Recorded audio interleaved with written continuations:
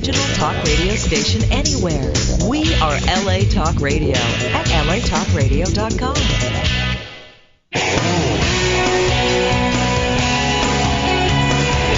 You're listening to Fouché Way with Brandon Fouché, right here on LA Talk Radio. Well, hello, and welcome to the Fouché Way radio show, live every Thursday at 1 o'clock p.m., sponsored by a nonprofit organization called Canine Hope for Improvement Program, where we hope to improve the quality of our dogs' lives by moving towards a no-kill society. The number here is 818-602-4929. Well, another Thursday, but not just any Thursday, because it's Seminar Thursday. That's a seminar that we're having at LA Trade Tech College, and that's at 2200 Grand Avenue, room TE 101. The parking is right across the street. It's on the ground floor. I'm really excited about the seminar tonight, just as I'm always excited about the show every Thursday, but I get a chance to talk twice to people who are on the same path that I'm on. And that path is to save lives by investigating new ways of thinking and doing things to save the lives of dogs. I mean, it's so important that we never give up, that we continue to move forward with trying to save the lives of dogs. I call it No Kill LA the Fouché way, from the inside out, understanding the way dogs think mentally, the way nature intended for them to process information. And, you know, I'm going to be the first to tell you, I don't have a special gift. Anyone can do this. All you have to do is be willing to listen and watch. And watch and listen from a different perspective to understand what we need to be doing. I've been listening and watching dogs for about 20 years. And you know, I always say 20 years, and I just had a birthday that just passed, so I guess the only good thing is that I'm learning for the dogs too is to live it within the moment, because I'm sure it's been a few years now, and I'm still saying 20, so I'm going to start upping it a few more years now. But, you know, I went looking for a difficult dog. I went looking for a dog that needed help. That's how I started with this. And that's what I'm asking our listeners to do. Or you may already have a dog that needs help. And in that case, come to the seminar. Let's talk about why the dog is doing what he's doing. Let me give you a different perspective as to why this is happening, which is actually the problem, so that the symptom will go away. The symptom can go away. And so I'm asking people for help too. I need something. And this is what I need. I need people to go and get a dog that needs a little help. And I will help you to understand what I have learned. We no longer have to pass up on dogs because we don't understand. Because we don't understand. Because the knowledge is here. And I'm saying that we have to become responsible for that knowledge and do something about it. And I've got two people on the line, actually three people on the line, who have become responsible for this knowledge, and we want to talk about the journey that they're going through now.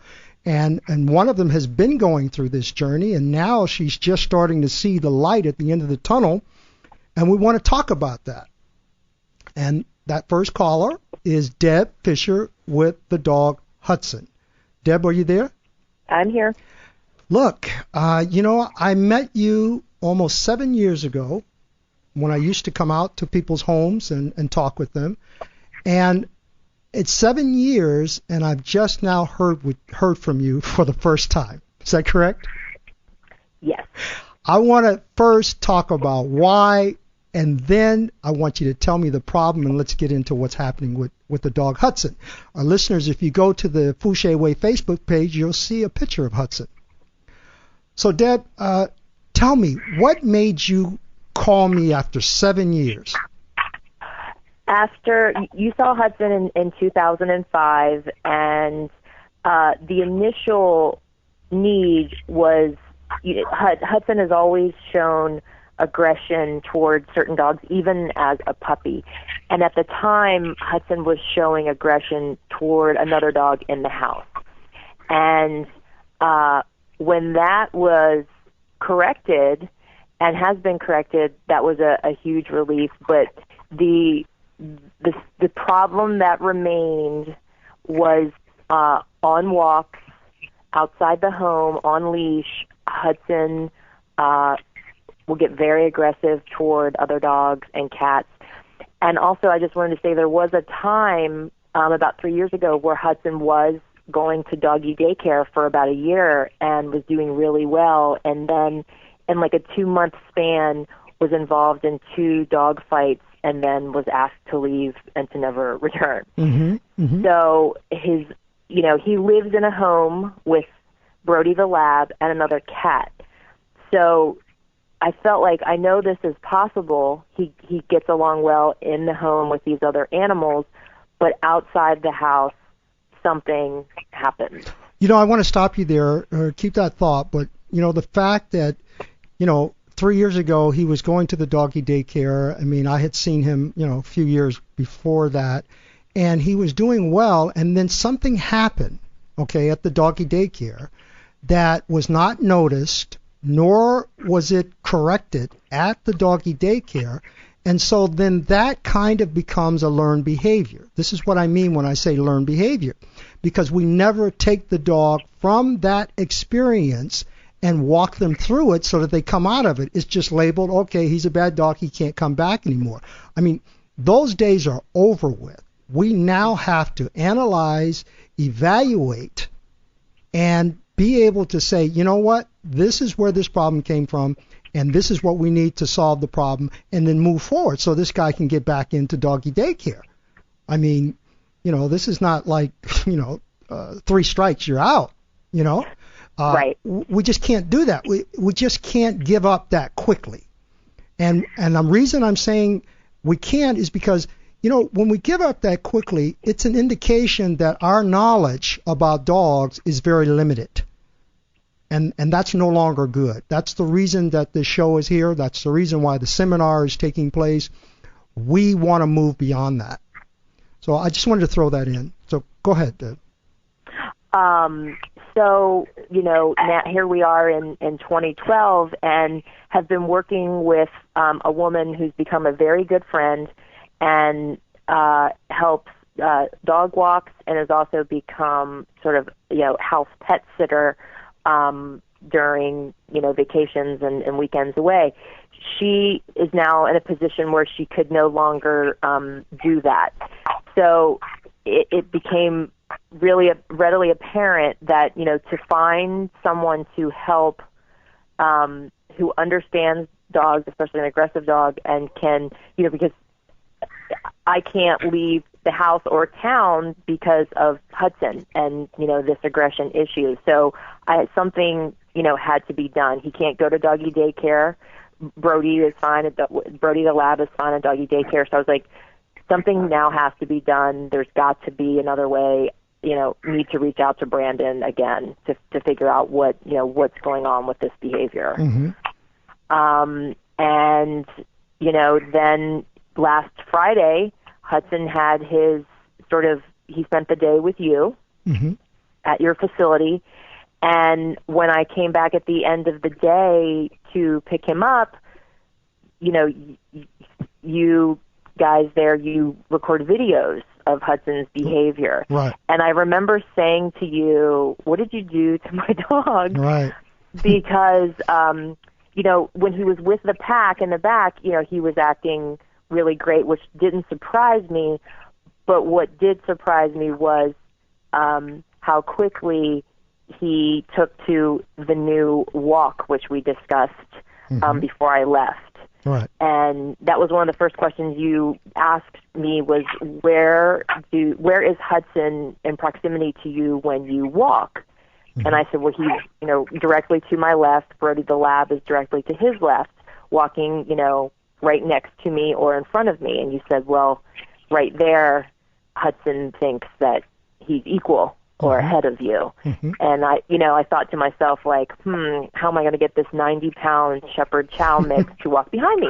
But more will be revealed later. Right. And lo and behold, there were videos of Hudson walking a foot or two behind someone, walking next to other dogs, passing other dogs, with his ears down and tail down, mm-hmm. walking by a cat on a cement ledge with not barking, no aggression. Then you guys had a video of the cat in the middle of the sidewalk, and Hudson, I couldn't believe that in one day there was this much progress. Right.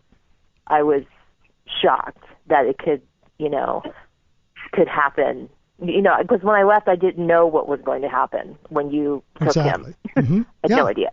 A lot of people are like that. They say, I get calls all the time, and some people, they don't make it in because they can't believe that it's possible to get results when they have been having these problems for so many years.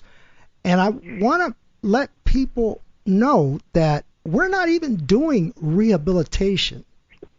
This is assessing a dog to find out, is he mentally dominant and physically submissive, or physically dominant and mentally submissive? Is this genetic or is this learned? And just looking for that information can put us in a place so that when you come back, you see something different. This is important for people to know. This is important for society to be able to say, what is in this that is getting this kind of results? And this is what I'm trying to reach out to do. This is why you're here on the show, to talk about your journey with Hudson, how the relationship that you have developed up to this point was, and how it is now, so you can actually judge the two and then tell someone else, hey, wait a minute, I've been looking at this thing wrong. In fact, you know what? I haven't even been looking at all. Right. Yes. And Hudson really has a thing for cats. Tell our listeners about that. Outside where I live right in the middle of the city in Hollywood, and there are many stray cats who sort of live, along the block. And the minute that Hudson, with decent-sized backyard, and the minute that Hudson goes even out back, he is scanning the top of the 6-foot fence. The minute we leave the front of the house to go out on a walk, Hudson is looking, scanning, looking under cars, crouching. He is fully on, the mode where he's, I don't know what the word is, the proper word That's is. That's a killing mode. That is he's in kill mode. He's in kill mode. Yeah. And, without fail, usually a stray cat will run by either before the walk or after the walk. And it just reinforces that reason why he's looking every time he's out, because he's going to get exactly what he's looking for. Yeah, it's positive reinforcement. That's what I call positive reinforcement. Yes, absolutely. He's a serious guy, but what you are able to see is that the environment definitely has a influence on Hudson. It has a lock on his mind. And when he was in my environment, I created a different reality for him. And so he believed it. So the cat is not important. Okay? Right. Mm-hmm. So now he goes back into his environment. This is how we are able to determine whether this is a genetic or learned behavior. He goes back into his environment. I give you some tools and things to do. And you say, man, this guy is doing the same thing that he's doing when he was in your environment, right? So we know that he is really mentally dominant. And so you've got to be able to break through that mental dominance because it's just learned. And once you figured out that you could do that, how did that make you feel? Deb? It was a really emotional weekend, I have to say. I felt relief, and I felt, so much more connected to, and I thought I was extremely connected to my dogs. Just to be able to, you said several things, because Hudson turned 9 in May, and you said, after 9 years, this is a learned behavior, and he can learn how this to be a dog with, my leadership and me becoming a better pack leader and implementing these tools and things that you give me. And it was very emotional to think how much that I played a part in this behavior outside the house. Yeah. And that all of this has the capacity to change. And then it's not going to change overnight, although I'm seeing huge differences on the walks, like almost night and day. But there's a long way to go. But I'm so willing to do this work, obviously, because I've seen such a dramatic difference. He's happier. I'm happier. Everybody's really happy. Everybody's happy and calm. We always. get that. We have gotten that from a couple of our callers, and people are kind of shocked to hear those words. My dog is happier. You feel that happiness in him, and you feel the happiness in yourself. I mean, those are powerful words to be saying when we're talking about getting the leadership back. Because we think in order to get the leadership back, we're going to have to do something that's going to damage our relationship. Right. When you're really building a better relationship. Can you see that this is a relationship that, personally, I can't say this enough. I don't see any difference between this and a relationship with someone that you're with. No, it's funny. It's very similar, and it is, the relationship between humans and dogs. It's very similar to, relationships that we have with other people, and learning this and becoming clear and not giving the mixed signals. Like I see the difference now, like other tools that you inside the house, how I need to become a better, pack leader and alpha inside the house, that I go through doors first. These are all things that were not happening before he saw you again last week. And in almost a week's time, it's like night and day inside the house and out on the walks now. Outside on the walks, there's still a lot, like I said, more to be done, but he is so much calmer. And even today, friend and dog walker came and walked Hudson alone, and she said, I can't believe it. I'm so much calmer on the walk. He's a completely different dog. Completely. His ears are down. He's relaxed. He's not trolling, constantly looking for, other dogs to attack. Right. You've given him another job. Yes. You gave him the commando job. We're not even knowing it. He signed up for it. Put his signature right there. He says, I'll do this, Mom. Absolutely. He gladly took the commando job. Yeah. And now the way you feel, that energy, that leadership, the discipline, the domination that you've been doing that has turned out to be such a positive thing for you and him is something that you are seeing now, that he is really emotionally connected to you. When you say no in the house or leave, what kind of speed is he leaving with now? Much more quickly. Like before, I would say I would describe him as sort of like this reluctant teenager that when you scold them or tell them what to do, they sort of like walk away at their own pace and like really slow. And now he's, there's no doubt that I am in charge, and he will they both go to their beds immediately. And if I'm in the kitchen and, I notice dogs are sniffing around, I tell them out, they're running out. Everyone's listening with very big ears.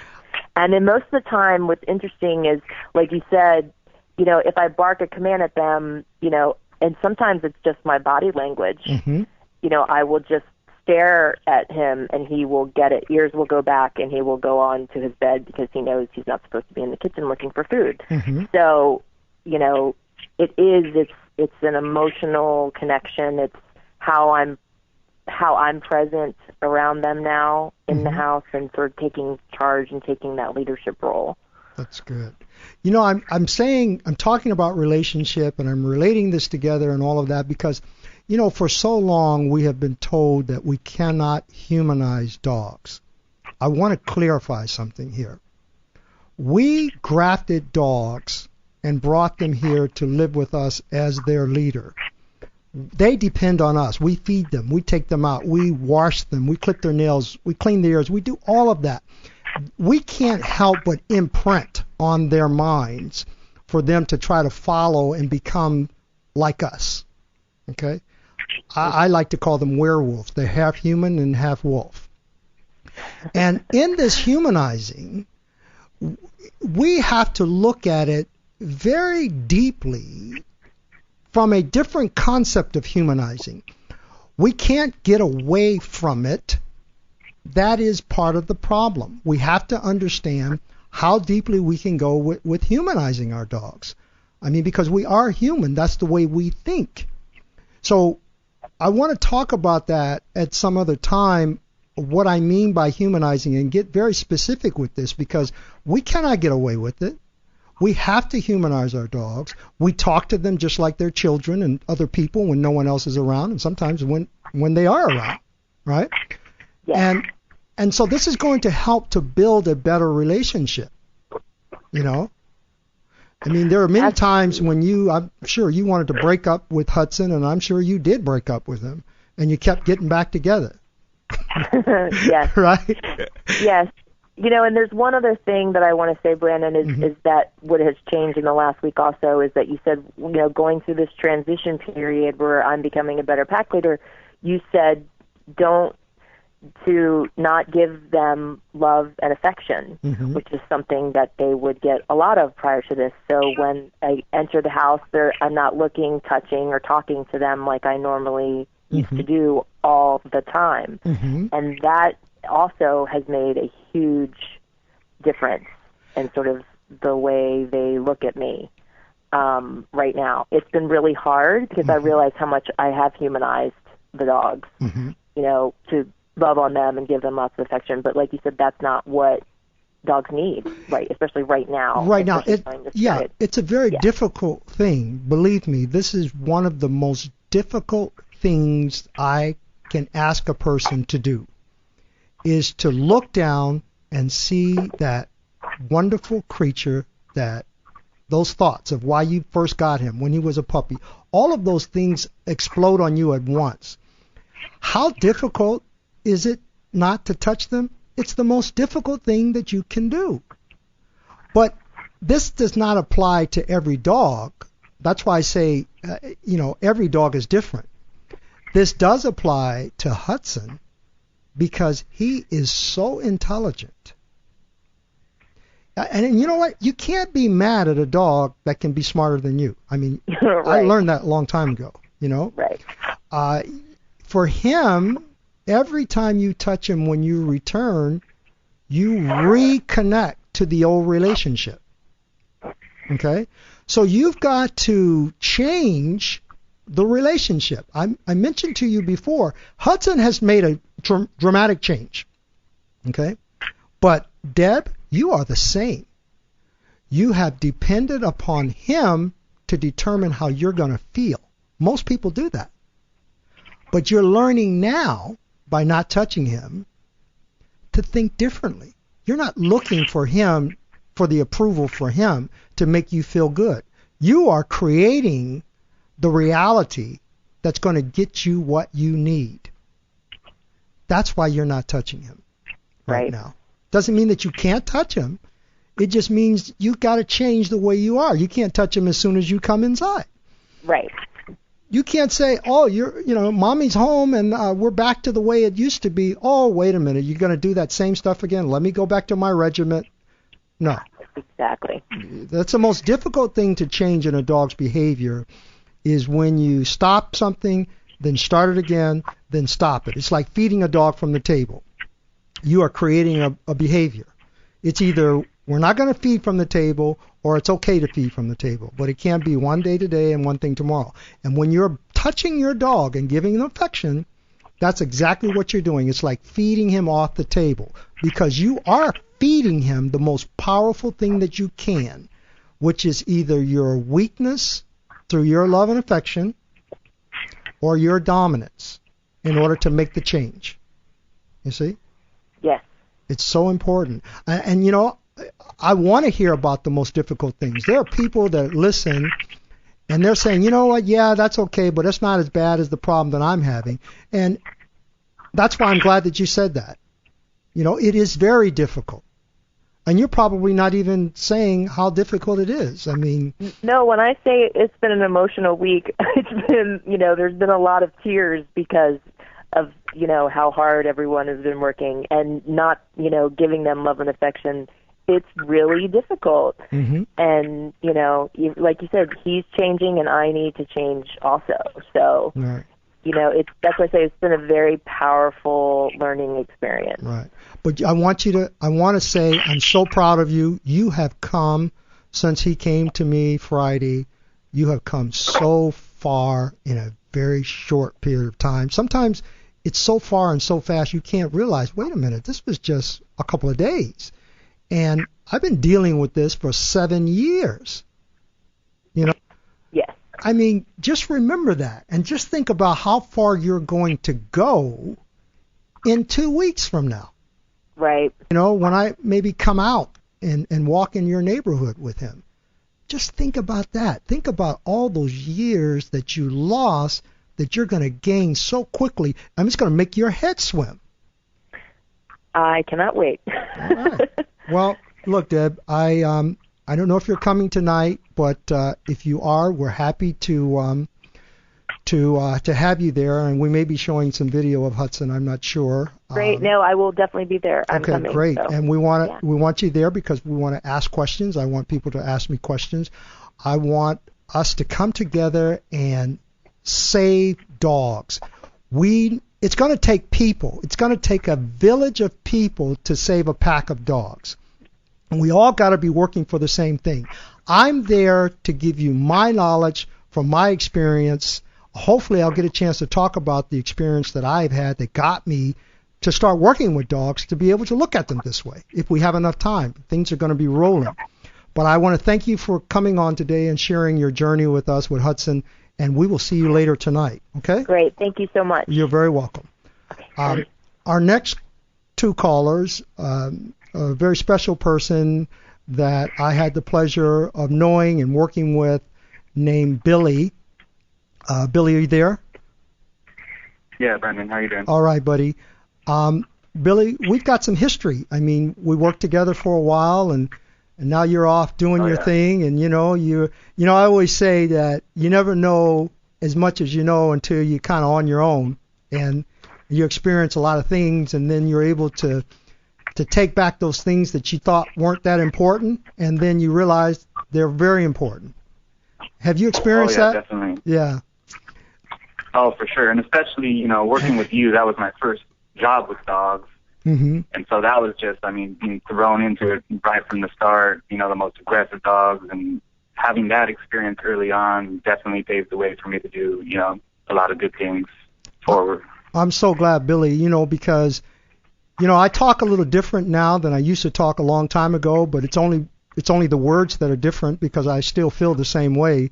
But I remember when you first came, you are a different person now. I don't know if you know it yet. Maybe other people have told you, but I definitely see you are a different person. Your personality is different.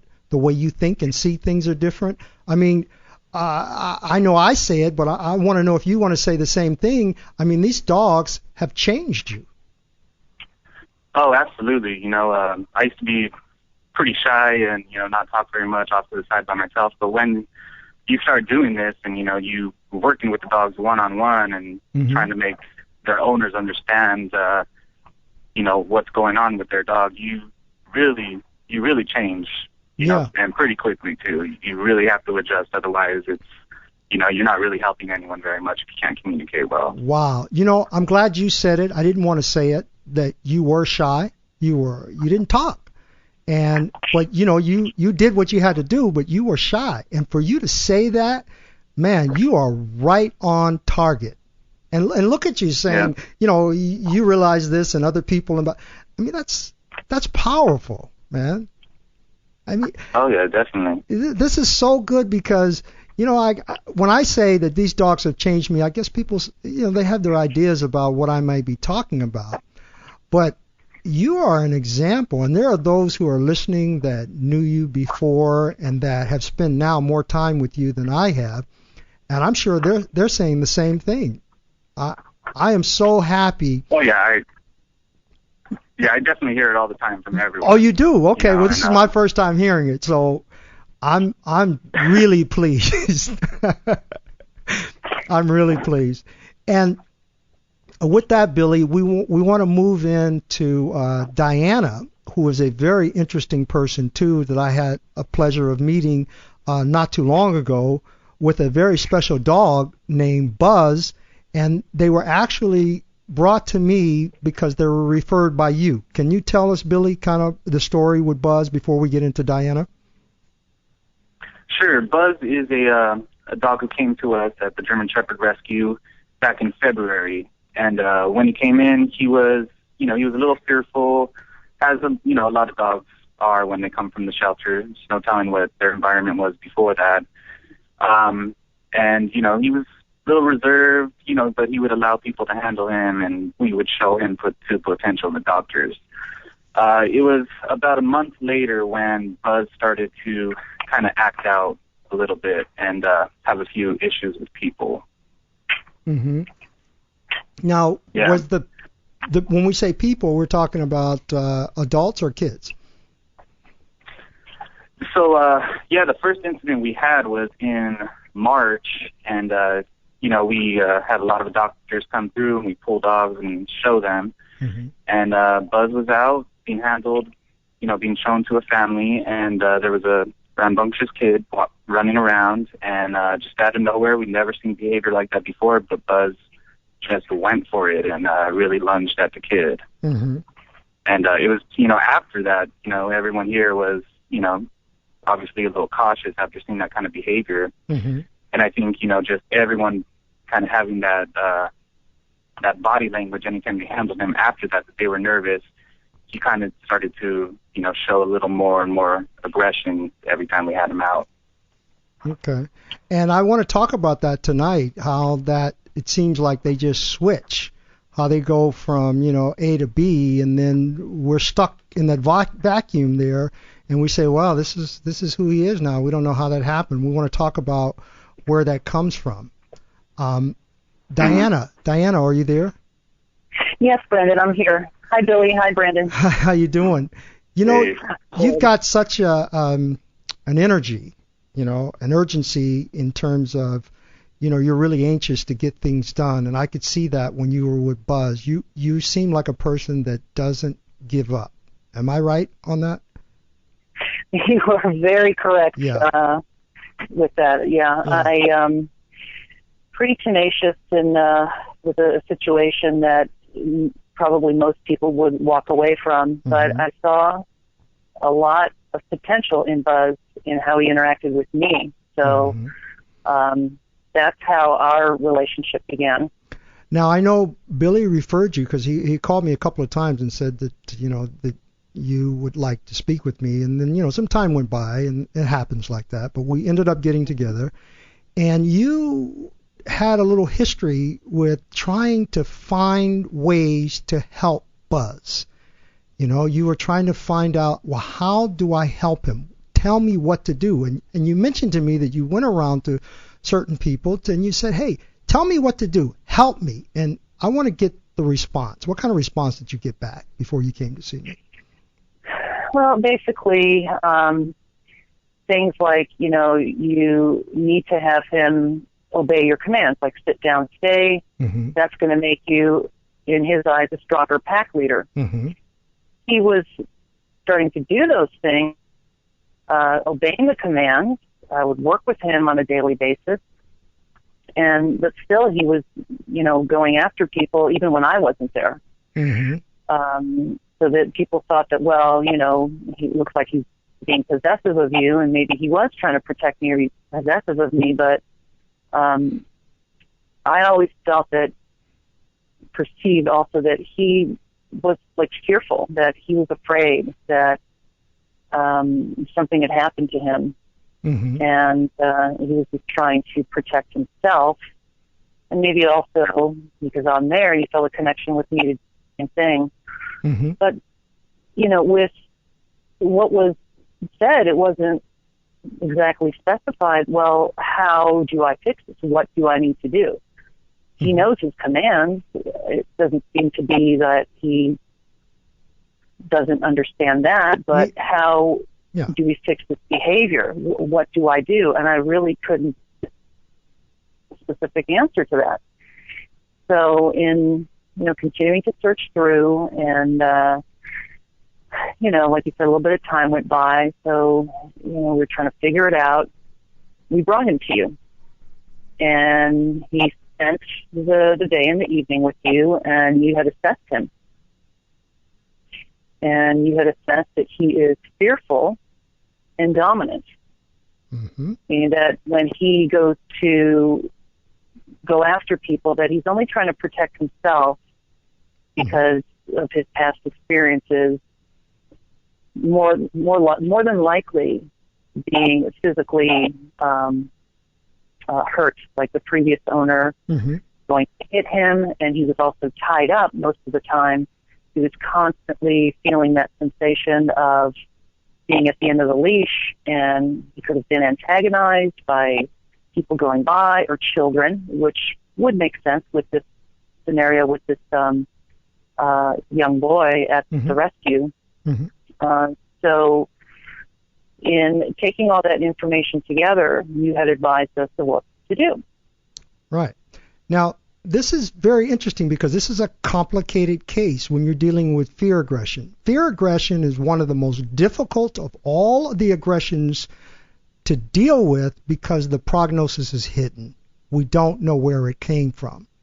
But in working with a lot of dogs that have things like this that take place with them, I call my place One Flew Over the Cuckoo's Nest. You get a chance to see something over and over again. You may take 1,000 dogs, and every one of those dogs will do something the same way, and you'll get another dog that does something different. It's pretty cool that you can look in the direction and say, this is pretty much genetic.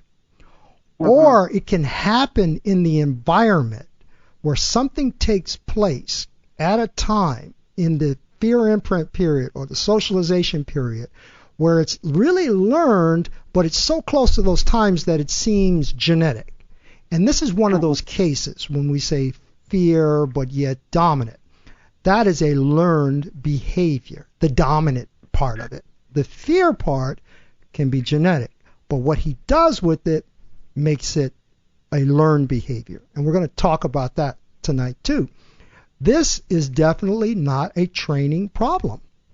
You cannot address this with sit, stay, come, heel, or even treats. Some dogs are not food motivated. Okay? So with him, I told you something very specific. In evaluating him, I said, look, this is not a dog that's going to run out and chase someone down and attack them. It's not going to happen. Okay? This dog is fearful in that he's protecting himself. So what you're going to have to do is change the environment in a way so the environment works for you, that you can bring him out of that dark place into a state of happiness, but at the same time maintain control, meaning that he won't be able to hurt anyone. And I remember you did it, and then you call me back and you say, and we talk, and I said, look, did you do everything I told you to do? Did you get everything I asked you to get? And you said, well, no, I didn't have time, blah, blah, blah, blah, blah. Remember? I said, no. Yeah, it was a very challenging week that week. Mm-hmm. And you said, with that week that's gone by, that could have been a week of progress. Mm-hmm. And when you said that, I went, oh, you know what? Yeah, we need to make some adjustments to the schedule and make this happen and make this a priority right now. Good. So we went and did what you recommended, and there definitely has been progress with Buzz. Yeah. And I would consider a short period of time. Now, he's only been with me in my residence for approximately 3 weeks. Oh, this is not your dog. This is a dog that you're fostering. I'm fostering him and considering adopting him. Oh, that's very interesting. This is very interesting now. Yeah, because what you do is so important that you follow this thing step by step, because if you're getting him prepared for someone else, you've got to be the best. You can't afford to make mistakes. So this is different. This is totally different now. I'm all over you now, okay? Because you're going to be responsible for this guy and where he's going to go. So you went out, you did everything that I asked you to do, and look, you ended up where? In the park with other dogs and people? Correct. Was he enjoying himself? I've never seen him happier. He is so different now in such a positive way that I really see like a big grin on his face and just such a different kind of energy in feeling comfortable as being himself as a dog with other dogs, just relaxed. And like you said, giving him that opportunity to be in that environment to where he can now get his confidence so he's not so fearful. Exactly. And being around the other dogs will help him to be in a more neutral environment, so he'll feel more comfortable and less fearful of interacting with people and learn that people are actually a good thing. Right. And that's so important, because I don't know, I can't remember if we talked about it, but I don't think this dog was actually put in the mix with a bunch of dogs to be able to say, oh yeah, you know what? That's what he needs. Because that's what I did. I saw that this is what he's going to need first in order for him to move forward with the people. And when you did that and you called me back and you said, Brandon, this guy, I saw a different dog. And it made you realize at that point, how far you can go with this dog. That every moment that you're wasting time by not doing the things that I had asked you to do. And there are a lot of callers, a lot of people that I have seen will take on the mindset that, well, I'm going to call him, or I'll do that, I'll get to it, but I can't see where that's really a very important part. It's important, but not that important. And you found out it's very important. Well, absolutely. With just my schedule, the way that things can be, it was a bit of a balancing act, and I had to figure that out just for that week and try to get things, again, balanced out so we can go and take care of getting the tools necessary to set Buzz up for success. Right. Or as you would say, he has to fail first to succeed. You got it. You corrected me. That's fantastic. You did something else I want to tell our listeners too, that, and this is what a lot of people do. Things are going so well, you say, you know what? I'm going to just go to the next step, right? I'm not going to call Brandon. I'm just going to move along and do my thing. And you fell for a moment there. Remember? You took him to the beach. Remember that? I walked him. I walked him at the beach, and then there were a big group of people that happened to be there I hadn't seen in a while. And of course, everybody wants to talk to you and try to pet your dog. And before they even took one step forward, I said, you know what? We are not going to be sticking around here. This is going to be a bit too much for him. And like you said, it was the environment, the smells, the activity. It's the beach, it's the ocean. There's a different element there. Although I've taken him there many times before, and we've walked. Right. But I think in this instance, there was just too much going on. The combination. So I took him away from there, and we went to the dog park later, as what we've always done for your instructions. And he ended the day on a real positive note. That's good. You know. That's yeah. good. So we took him to that nice neutral place, and he was great. He was just, back to being comfortable and feeling, safe and confident, and just bringing him to a state of being just neutral again. Right. And we're going to start moving him along a little more. The things that I've asked you to do were to build your confidence, okay? And I want to talk to you more about how the environment influences the dog in a way that can create behaviors that you don't want. Being at the beach is different from being at the park because, number one, the surface is different. Dogs know the difference between sand, dirt, concrete, and gravel. It's different. What they have experienced on those surfaces inflict on their mind how they're going to respond. And so if you get a combination of the sand, the open space at the beach, the sound of the waves, the water, the people, and all of that happening at one time, a dog that has this fear can get overloaded. Okay? And that's what you were experiencing. But the good thing that you did was you took a step back and you started all over again and you ended on a good note. And what you have learned is that in observing his behavior, it has made you wiser. You're learning. This is what I do. I watch my dogs. I learn from them. I don't consider myself that I am teaching them anything. I'm observing. I'm looking. I'm feeling. How do they feel? That's why I say this is like a relationship. When you're with someone and they're anxious or something's happening, you feel that they're acting strange and you need to say, hey, is everything okay? Allow for them to communicate, right? Yes, and, I can really say that getting to know Buzz a lot better now that he's, been staying with me, I can anticipate much more definitively, like, where he's at with his, like, stress level or no stress, when he's really happy. I'm really able to interpret the body language better and to be just like a step ahead. And in that case, and that is able to help him, is taking the time to just sit down and be like zen out, watch him, see how he's doing, what he's doing, and just be more in the moment with him, being able to anticipate what he might do. He's still got some work to do, and I can see if he's going to try to want to be like a little bit aggressive, and I just pull him out of that situation on a walk, or we just go the other way, or